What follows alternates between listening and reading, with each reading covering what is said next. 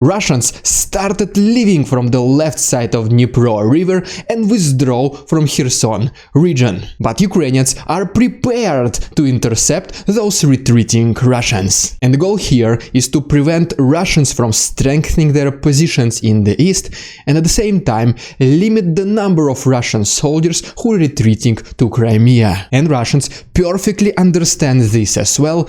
That is why reportedly they started seriously preparing to defend the peninsula. But more about all of this in just a couple of minutes.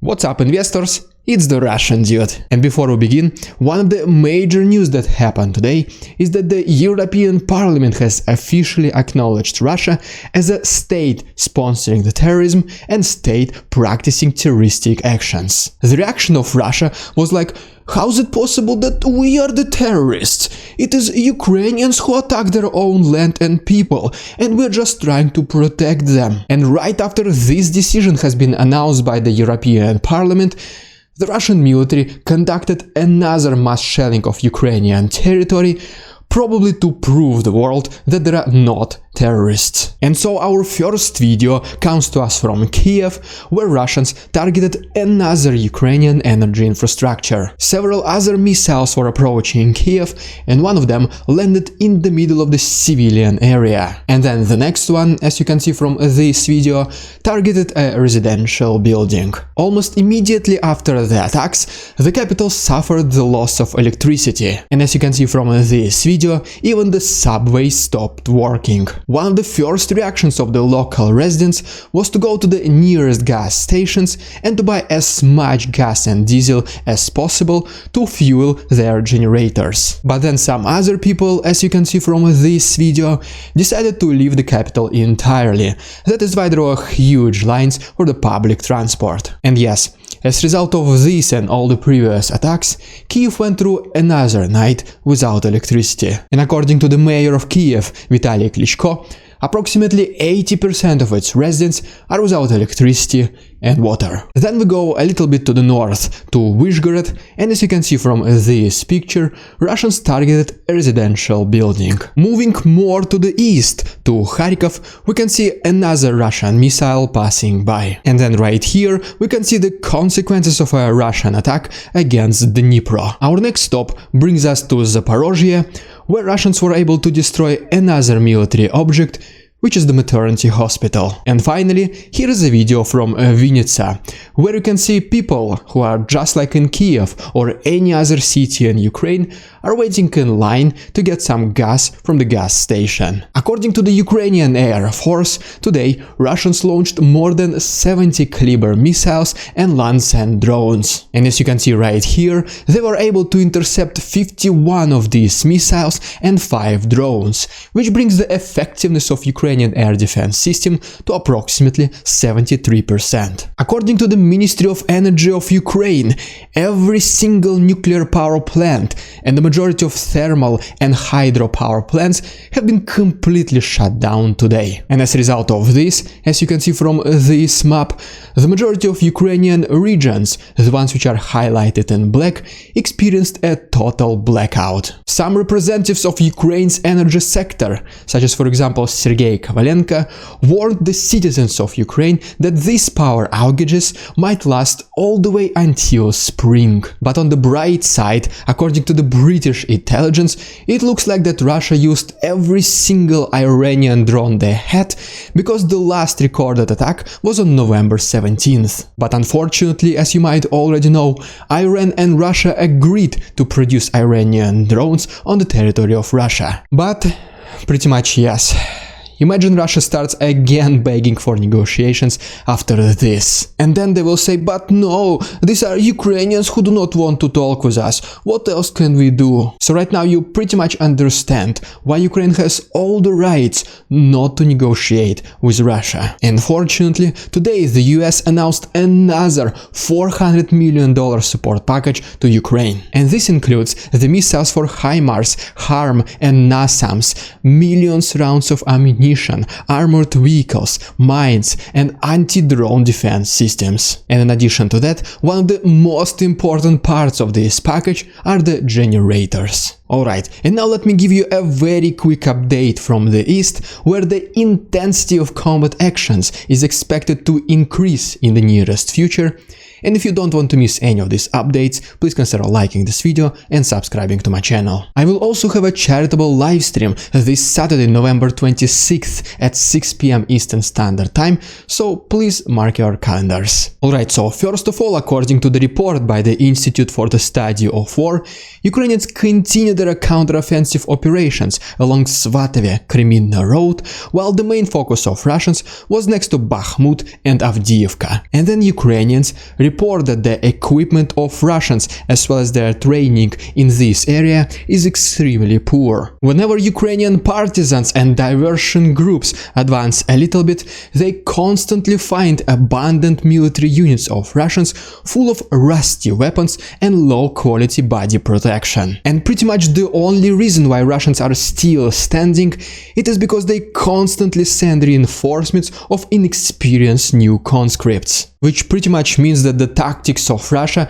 hasn't changed much since the Second World War, which is to try and win battles with the numbers of people. But eventually, Ukrainians will only need one chance to take advantage of the Russian weakness so that they can breach their lines of defense. According to the same reports, one of the biggest battles right now is happening next to Marinka. And then right here, we can see the changes in territorial control over the last 24 hours. And as you can see, Russians were able to advance a little bit closer to Kurdyumivka and Andriivka. As you might already know, in each of my episodes I'm using anywhere between 5 to 10 photos and videos. But to be honest, the number of footage I receive every single week easily exceeds 300. And as you can see, more than 95% of it I simply cannot use. For this reason, I upload some of it to my Discord and the rest will be available on my Patreon. And if you want to see this not allowed footage, the links will be down below. Alright, and now let's talk really quick about the south. And as you can see from this video from Kherson region,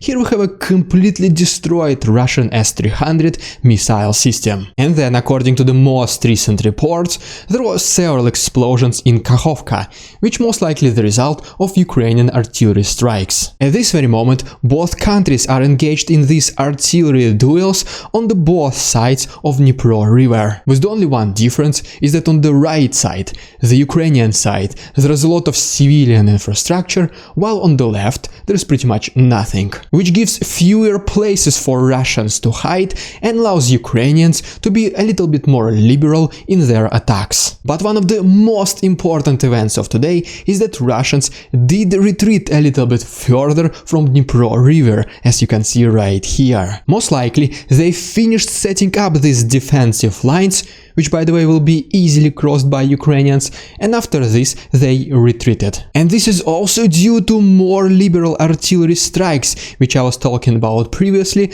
as well as some Ukrainian partisans. At the same time, Russians continued to withdraw deeper into Kherson region, into Crimea and into the east. And spoiler alert, they are about to be intercepted by Ukrainians, which can become a major game changer for the entire south. And I will talk about this in more details very soon. As you might already know, one of the main directions of these retreating Russians is to Zaporozhye region and to Donbass. And basically, this is their attempt to strengthen more promising locations while leaving Kherson region less protected. And this is where it gets even more interesting. The next big city in Zaporozhye is Melitopol, which is almost certainly will become the next major city of the south. And Russians reportedly even bring reinforcements to this city from Mariupol. And yesterday we had several reports about Ukrainians targeting Tokmak. Yesterday I made an assumption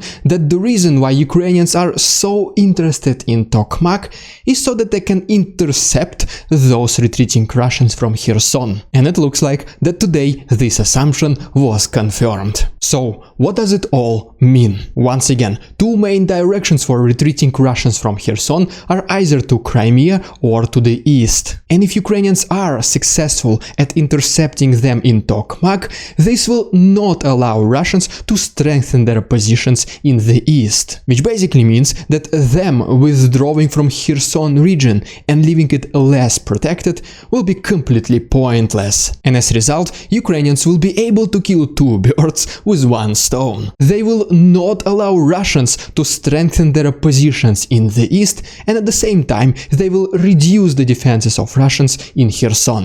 But wait, there is more. As you can see, Tokmak is located basically on the intersection of the major roads in the south. And so, if Ukrainians are successful in this settlement, this will disrupt the logistics of Russians even further. And since Russians won't be able to resupply themselves effectively in Melitopol, this will only make it easier for Ukrainians to liberate this city as well. And so most likely Russians realize this as well. That is why they started to withdraw to Crimea even more to prepare for the defenses of the peninsula. And then right here we allegedly have the photo of one of the first lines of defenses in Crimea. And then according to the report by the Institute for the Study of War, because Ukraine controls the logistics of Russians in Kherson as well as North Crimea, and because of an ongoing combat operations in Kinburn Spit, all this leaves the Russian military commanders as well as collaborators in Crimea to be extremely scared. The battle for Tokmak, as well as the subsequent battle for Melitopol, can become the most major battles in the nearest future, which can determine the fate of the entire south. And once again, if you don't want to miss any updates on this rapidly developing situation, just please subscribe to my channel. It only takes one click. Also, if you want to support my work, please consider becoming my channel member, use a PayPal link, or become my Patreon, where you'll receive additional content. All the other useful links can be found to the right and down below. Thank you so much for your attention, товарищи, and see you tomorrow.